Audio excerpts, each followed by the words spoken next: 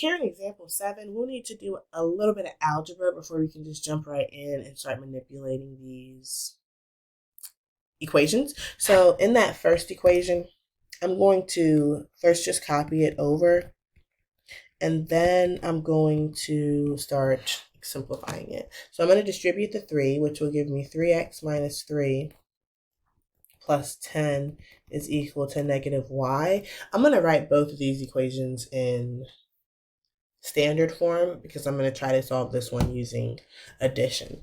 So let's combine like terms on the left. This is 3x plus 7 equals negative y, and then I'll move the y over to the left side of the equation by adding y, and I'll subtract the 7 over. So there's my first equation.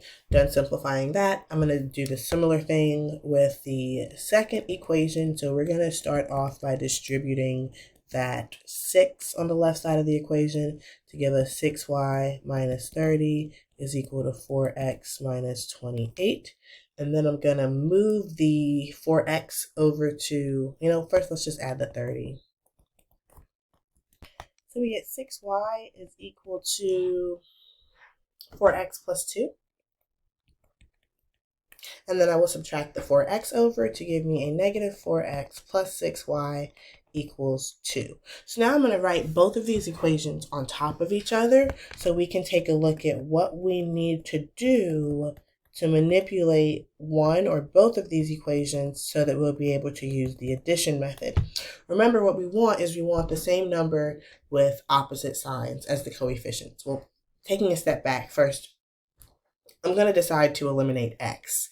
So far, we've done 2 examples by the addition method, and in both of these examples, we happen to eliminate y.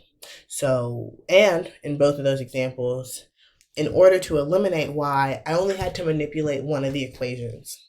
So what I mean by that is that up here in example 4, we were able to eliminate y by multiplying the second equation by 3.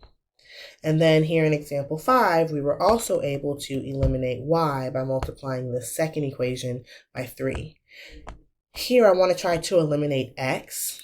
So I want these two numbers to be the same number but with opposite signs. And I'm going to need to manipulate both equations. So we've seen examples already where I multiplied one equation by a number to get the numbers to match. This time I'm going to multiply both equations by different numbers to get the numbers to match. So what I'm going to do is I'm going to try to get them to both be 12. 3 and 4, I can make them both into 12. So I'm going to multiply the first equation by 4, which will give me 12x plus 4y equals negative 28. Make sure you're multiplying everything in the equation by 4.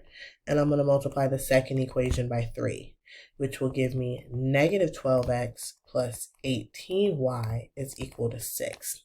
And now I can add these two equations together. The 12x and the negative 12x will cancel. 4 plus 18 is going to give me a 22 as the new coefficient of y, and negative 28 minus 6 is a negative 22. And now I can divide both sides by 22 to see that y is equal to a negative 1. Now that we know y is equal to negative 1, we can plug that into any equation and solve for what x is. So I already know part of my answer. I know I have a y coordinate of negative 1 for my answer. It doesn't matter if you use this equation, this equation, this equation, this equation. Either one will work just fine. I'm just going to choose to use the negative 4x plus 6y one. So I'll just rewrite it. Negative 4x plus 6y equals 2. I'm going to sub in that y is negative 1. So I have negative 4x plus 6 times negative 1 is 2. So that's negative 4x minus 6 is 2. I'm going to add 6 to both sides of this equation. So I get negative 4x is equal to 8. And then dividing both sides of the equation by negative 4, I get that x is equal to negative 2. So the solution to this system of equations is the point negative 2, negative 1. Again, please go in and graph these lines. Y, x. There's lots of different ways you could graph them. You can put them in standard form and find intercepts. Well, they're in standard form right here. So you can find intercepts there. You might want to I don't know if I would, but nah, it wouldn't be that bad. You might want to put them in slope-intercept form and plot the y-intercept and then use the rise over run, the slope to get some more points. It doesn't really matter to me how you do it, but please do graph both of those lines to verify that they intersect at the point -2, -1.